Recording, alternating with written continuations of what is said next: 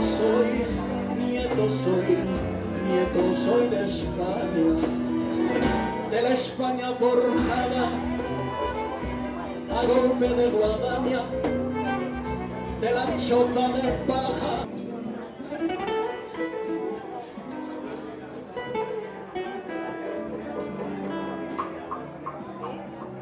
Una, dos, tres, cuatro, allez. Bonne journée, bonne soirée. Et je vous remercie d'être aussi ici aujourd'hui avec nous. C'est la quatrième édition des rencontres latino-américaines qu'on célèbre aujourd'hui. Cette quatrième édition, elle est aujourd'hui sous l'égide de l'année de la Colombie, fondamentalement. C'est une année particulière où on développe les affaires de la Colombie avec la France, de l'Amérique latine avec l'Europe d'une certaine manière, parce que ce n'est pas que deux pays, mais tout un continent avec un autre continent.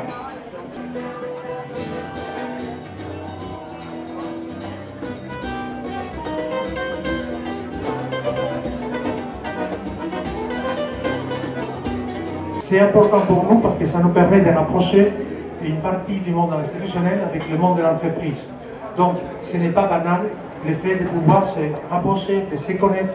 Et à chaque fois qu'il y a une entreprise qui souhaite partir, exporter, créer quelque chose à l'extérieur, il y a tout un tas de barrières qui sont invisibles, qui ne vont pas voir. Ces barrières invisibles font la plupart des fois des murs beaucoup plus grands que celui qui veut monter 30. Donc, nous sommes là pour essayer de casser les barrières invisibles, fondamentalement. Et la seule manière de le faire, c'est quand il y a de l'empathie, quand les gens commencent à se connaître, quand ils voient que de l'autre côté, ils parlent comme nous, même avec un autre langage, que les modalités de communication sont similaires. Et la seule manière de le faire, c'est dans les cadres culturels. La tierra que fiero, cada día el sol baña, de la mar que la costa, con sus tentáculos araña, del campo del verdor y de su larga caña. Nieto soy de España, de la España forjada a golpe de guadaña, de la choza de paja y de su telaraña, del llegar a fin de mes con tanta manía. Nieto soy, nieto soy, nieto soy, nieto soy, nieto soy, nieto soy de España, de la España forjada a golpe de guadaña, de la choza de paja y de su telaraña. L'ambassade de Panama, Michel Verbolovski, qui va nous expliquer pourquoi c'est encore... Pardon, Miguel Verbolovski, qui va nous expliquer pourquoi investir au Panama, c'est pas ni dangereux, mais surtout très intéressant en tant que plateforme sur l'ensemble des pays latino-américains. Vraiment au fond du message que je voudrais vous transmettre aujourd'hui et qui est saisi par une citation que j'ai prise d'une page d'internet mais que je vais partager avec vous, c'est la suivante. Certes, le Panama est plus petit que le seul État de Virginie ou de Géorgie. Vous étendez la main d'un côté, c'est l'Atlantique. Vous étendez la main, l'autre main, à vous le Pacifique. Situation unique, exceptionnelle. Le Panama est un pont névralgique entre l'Amérique du Nord et l'Amérique du Sud, entre l'Orient et l'Occident. Et c'est l'histoire du raccourcissement des distances, d'un esprit pionnier qui a forgé le chemin du Panama depuis le XVIe siècle. Par sa taille et par sa géographie, de rester ouvert au monde. Agile et pragmatique en tant que fournisseur de services. Et les chiffres ne mentent pas. Il est aujourd'hui le premier pays du continent américain, ça comprend aussi les États-Unis et le Canada, en exportation des services par habitant. Voilà. La solidité des banques et l'attraction des investissements directs étrangers et du transfert aussi du savoir-faire. Depuis l'année 2010, le Panama est classé dans la catégorie investissement selon les principales sociétés de notation financière. ce qui, couplé à l'absence d'une banque centrale depuis plus d'un siècle, c'est-à-dire depuis notre fondation, font du pays un aimant des investisseurs, ne plaçant aucune limitation sur les flux de capitaux et le repatriement des profits.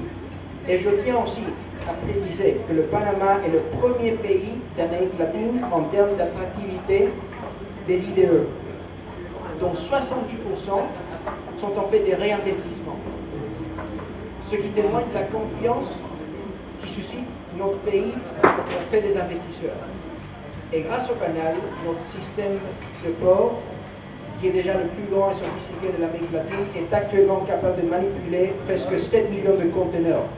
Et c'est cette complémentarité qui fait aujourd'hui que nous sommes un partenaire naturel des pays de l'Alliance du Pacifique, dont M. Benitez nous parlera prochainement.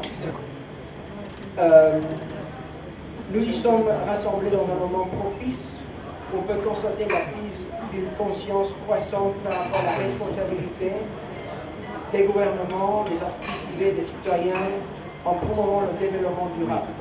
Le Panama est bien conscient qu'il faut travailler avec nos partenaires pour lutter contre l'abus des centres financiers, y compris le nôtre. Et c'est pourquoi nous avons pris des mesures concrètes, telles que l'adhésion récente à la Convention d'assistance en matière fiscale, qui est en vigueur au Panama depuis le 1er juillet de l'an dernier et qui fait plus facile la coopération entre les autorités de plus de 100 juridictions au niveau international, y compris la France. Je termine seulement par dire que le Panama continuera à s'engager fortement dans tous les domaines qui le concernent pour assurer qu'une ouverture aux autres cultures, aux autres marchés sera toujours la pierre angulaire de son développement. Merci. Merci. Del llegar a fin de mes con tanta manía, nieto soy de España. Chaque comptable te rencontre et conseiller, c'est quelque chose qui vaut de l'or avant d'y aller. Philippe Arrao, qui est ici avec nous aujourd'hui, va nous expliquer. C'est lui le promoteur de cette idée, c'est lui qui est à l'origine. Il était pauvre, mais non respect. Merci à la Chambre, c'est quand même pour son travail, merci pour tous les efforts qu'il a fait pour entretenir la relation avec les pays latines. C'est là, c'est le comité d'intégration latine, Europe-Amérique. Alors c'est quoi cette histoire? Bon, personne ne connaît, personne ne connaît. C'est une organisation institutionnelle, c'est-à-dire que nous réunissons des colegios professionnels de contadores públicos des ordres d'experts comptables en Europe. Et nous allons, c'est de 1997, et nous allons fêter cette année les 20 ans. Le 25 août, nous serons à Quito, Ecuador, pour célébrer les 20 ans de notre organisation. Alors qu'est-ce qui s'est passé? 1997, c'est une époque où notre profession d'expert comptable et de commissaire en compte est en train de s'organiser à l'échelle internationale depuis une dizaine d'années. Et donc nous sommes réunis quelques guerrilleros qui ont décidé d'engager non pas une guerre sainte, mais une réaction à cette culture anglo-saxonne qui s'appelle à l'échelle mondiale pour dire qu'il y a aussi la culture latine. Et la culture latine par rapport à la culture anglo-saxonne, c'est une culture qui met l'être humain au centre du projet et qui privilégie l'être humain par rapport à la structure et qui résonne sur les bases différentes. Nous avons voulu nous réunir autour de cette culture latine. Du côté européen, c'est vite fait. Il s'agit de culture latine en Europe, tout de suite Europe, Italie, France, Espagne, et puis se sont ajoutés Portugal et Roumanie, parce qu'il y a une culture latine en Roumanie. Donc nous sommes 5 pays d'Europe avec une culture latine. Du côté d'Amérique latine, c'est pas compliqué, il y en a 23. Voilà, ils y sont tous. Ils sont tous, ils se retrouvent tous dans ce concept de culture latine. Où nous avons travaillé pour montrer qu'il y avait peut-être une autre façon de voir les choses dans notre profession. Et donc nous avons par exemple sorti un travail, je crois, de qualité sur balance et sociale. Balance et sociale en français, le rapport de responsabilité sociale et environnementale des entreprises. Pourquoi? Parce que du côté de l'Amérique latine, il y avait deux pays d'avant-garde sur ces sujets, c'est l'Argentine et le Brésil. Très sensible, ne vous offensez pas les autres. Mais ceux-là ont développé un vrai savoir-faire sur ces sujets et avec une volonté d'aller de l'avant. Et du côté européen, les Français ne sont pas trop mauvais, ils pensent pas mal de choses, et les Italiens aussi.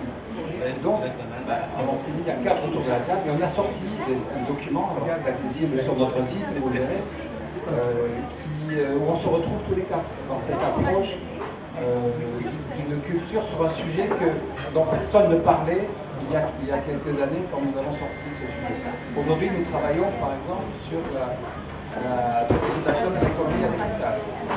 Il y a un vrai problème sur la fiscalité en matière de commerce international avec des plateformes qui sont toutes domiciliées dans des paradis fiscaux, qui ne payent aucun impôt, et donc il y a une injustice aujourd'hui en matière fiscale pour vous dire qu'il y a de bonnes raisons de se réunir et de se retrouver entre Européens et Américains sur latine, que ça donne lieu à une vraie culture internationale. Parce que par contre, la culture espagnole, la langue espagnole réunit la culture latine. Et nous, Français, devons accepter cette prédominance à l'échelle internationale de la langue espagnole et retraduire la culture latine. Donc voilà, ça fait partie de nos combats, de nos engagements, et ça a du sens. Et 20 ans plus tard, nous sommes toujours là, nous sommes toujours actifs et nous sommes heureux de continuer ce travail. Bon, j'ai été l'un des précurseurs, l'un des fondateurs de cette organisation. Et l'année prochaine, je vais prendre la présidence parce que je ne l'ai jamais voulu. Donc maintenant, je vais devoir y passer parce que je vais avoir un peu de temps. Voilà, donc je suis à votre disposition si vous voulez parler de ces sujets. Je serai ravi d'échanger. Merci. Nieto soy de una provincia de España, de una plata quieta y canto, y la aurora es mi barco. Nieto soy ciudadano viajero. Manuel Bosque, le président de Macondo, l'association franco-colombienne, qui va nous expliquer pourquoi ils l'ont fait, pourquoi il a été créé. Merci beaucoup et surtout merci de votre attention à un moment crucial du repas. Comme l'un de mes prédécesseurs, j'ai moi aussi remis ma veste et j'ai une suggestion à faire à Francisco pour l'année prochaine. Si cette réunion a toujours lieu début juillet en période de grosse chaleur à Paris, c'est de nous autoriser à porter la Guayabera. Le 23 juin dernier, le président Manuel Santos de Colombie était à Paris et je participais à ses côtés à un forum économique au ministère des Finances à Bercy. Et M. Santos a annoncé très solennellement, le 23 juin dernier, que les forces armées révolutionnaires colombiennes, les FARC, ont rendu précisément le 23 juin, en présence des forces de l'ONU, leurs dernières armes.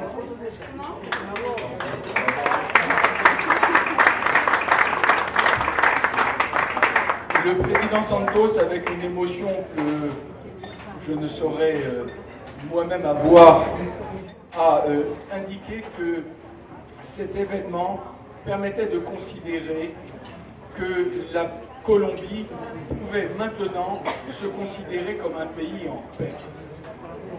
Et que cet événement mettait fin à presque 60 années de conflits armés, tant avec les FARC qu'avec les paramilitaires, et que c'était la fin d'une souffrance qui a causé la mort de 250 000 personnes et le déplacement de 8 millions de Colombiens. Je vous remercie vraiment de vos applaudissements, car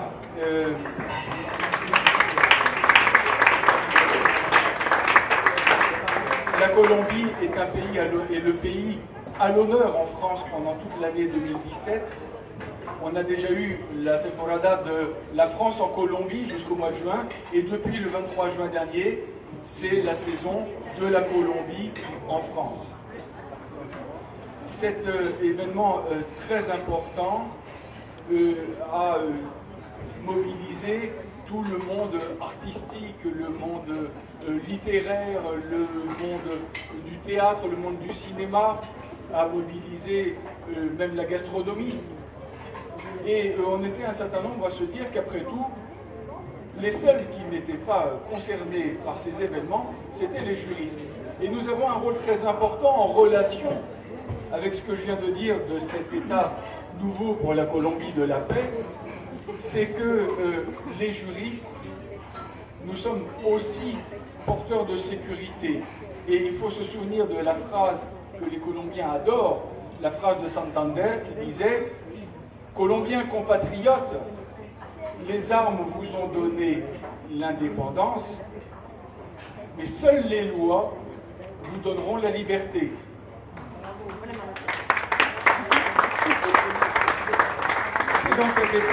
C'est dans cet esprit que le 13 janvier dernier, simultanément à Bogota et à Paris, nous avons signé les statuts d'une association sans but lucratif qui s'appelle l'Association des juristes franco-colombiens, et je lui ai donné un petit surnom, je l'ai appelé Macondo. L'Association des juristes franco-colombiens a pour ambition de faciliter les relations entre les juristes au sens large, professeurs de droit, avocats, notaires, juristes d'entreprise, autour de valeurs communes. Et j'entendais avec beaucoup d'attention tout à l'heure mon prédécesseur du CILEA parler de cette culture latine. Il faut bien savoir que on se comprend spontanément très bien entre juristes français, juristes européens et juristes latino-américains d'une manière générale, parce que nous partageons exactement la même culture juridique, qui est celle du code de ce bon Napoléon. Le code napoléonien est celui qui régit les rapports juridiques entre les individus, entre les entreprises, dans tout le monde latino-américain. Et nous avons comme ambition de réaliser un grand nombre d'événements amicaux, académiques. On a tenu le 9 juin dernier notre première grande soirée qui avait cette particularité d'être retransmise simultanément à Paris et à Bogota en visioconférence, avec à Paris une conférence de Pierre-Jean Van Dorn qui a été ambassadeur de France en Colombie de 2010 à 2013, et à Bogota une conférence de Francisco Reyes et du recteur Henao.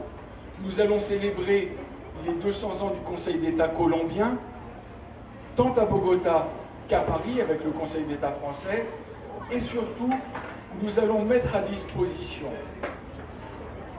des juristes en général, des particuliers et des entreprises, notre savoir, nos connaissances, notre réseau, pour faciliter, pour aider, par exemple, l'investissement français en Colombie. La Colombie a 130 entreprises françaises installées durablement. Nous essayons dans un esprit très positif, d'aider la Colombie. Par exemple, la récupération de la souveraineté de l'État colombien, c'est incroyable. La Colombie a perdu pendant presque 60 ans sa souveraineté sur une grande partie de ses territoires. Elle recouvre cette souveraineté avec des problèmes juridiques énormes, problèmes de propriété privée, San Andrés Providencia, avec des problèmes de titrisation. On a aussi les problèmes du retour à la vie civile des ex-guerrilleros. On a le problème de justice transitionnelle. Le chantier que j'ai ouvert en créant cette association le 13 janvier 2017 dépasse tout ce que j'avais pu imaginer, mais surtout le succès que nous rencontrons, puisque en moins de 5 mois, nous comptabilisons plus de 130 adhérents à part égale en Colombie et en France. Le succès est très encourageant. Je suis moi aussi à votre disposition pour en parler avec vous après le repas, si vous avez encore un tout petit peu d'énergie. Je ne voudrais pas vous faire attendre plus longtemps pour le dessert, car je sens que ça peut être cruel. Je vous remercie beaucoup de votre attention et je vous souhaite une bonne fin de soirée. Y poeta que se apaña, aquí estoy, nieto soy de España.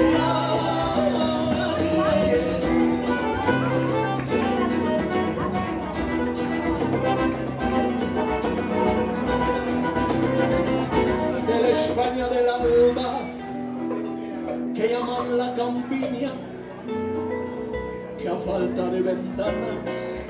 Donc maintenant, vous allez voir la présentation d'une association fondamentale et dont le livre vient de sortir. Il est chaud et c'est Alfredo Benítez qui est là avec son livre sur l'Alliance du Pacifique. Alfredo est professeur, il a fait la rédaction du livre avec beaucoup de professionnalisme et beaucoup de travail. Je dois remercier la Chambre de commerce par les liens qu'elle rapporte depuis tellement longtemps. Et avec sincérité, je suis très honoré de partager ces moments avec vous. C'est très important parce que cet ouvrage qui s'intitule « Coopérer avec les Chiliens, les Colombiens, les Mexicains et les Péruviens », c'est-à-dire les États fondateurs de l'Alliance du Pacifique, est le fruit d'un certain nombre d'acteurs.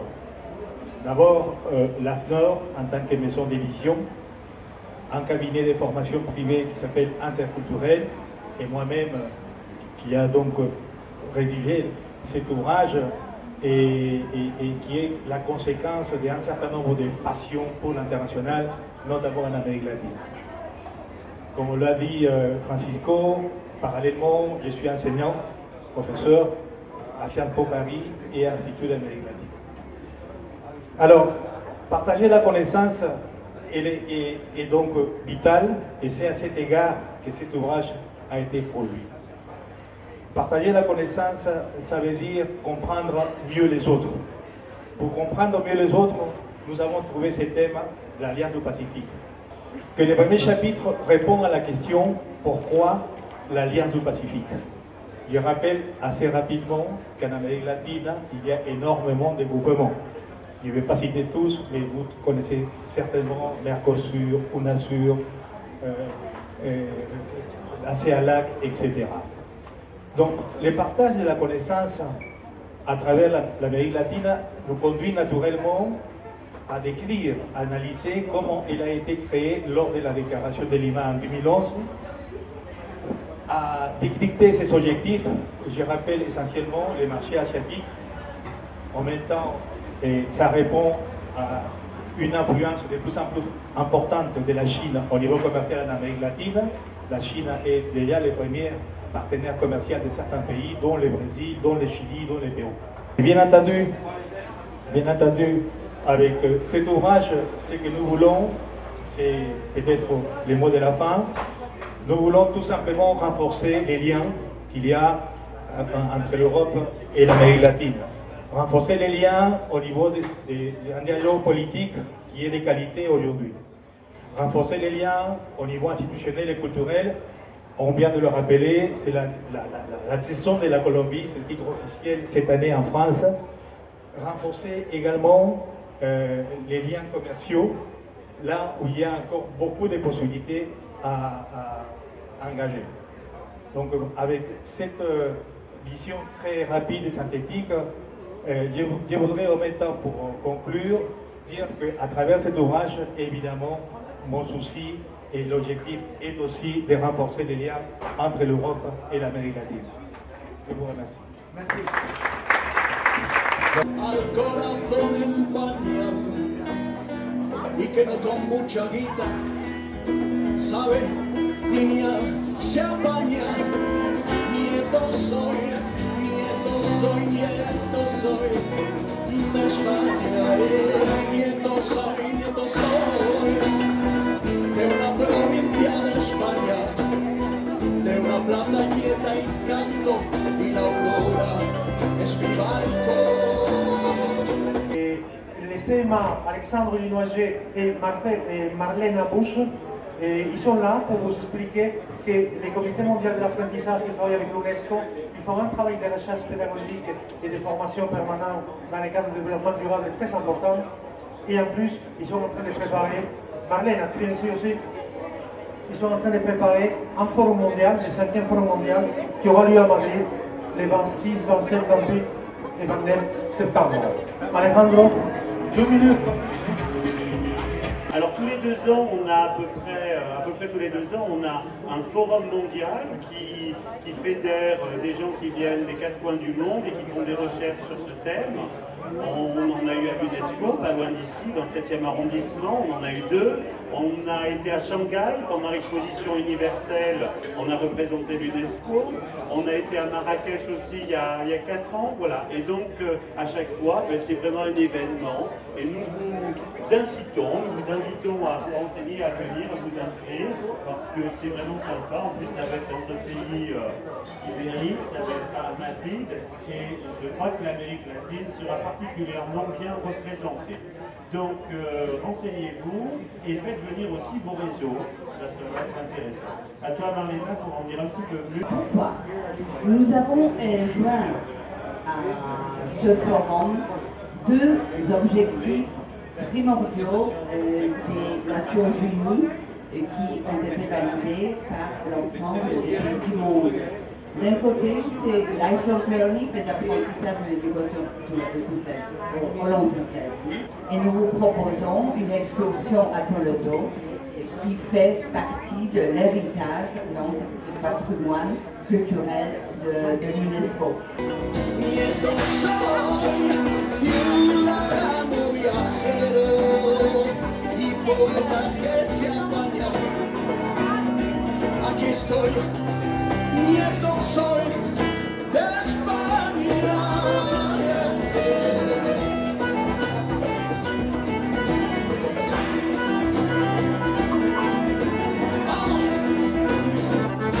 De la España humilde, sencilla y campera, cultivada en el lomo ardiente de una era, pues con sudor hortelano mi abuelo a su manera hijo era hijo de esa tierra. Nieto soy de una provincia de España, de una plaza quieta y canto, y la aurora es mi balcón. Nieto soy, ciudadano viajero y poeta que se apaña. Aquí estoy, nieto soy de España.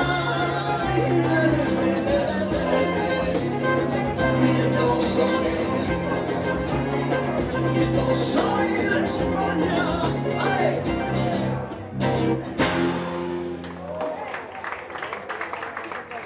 Muchas gracias. Nieto soy de España.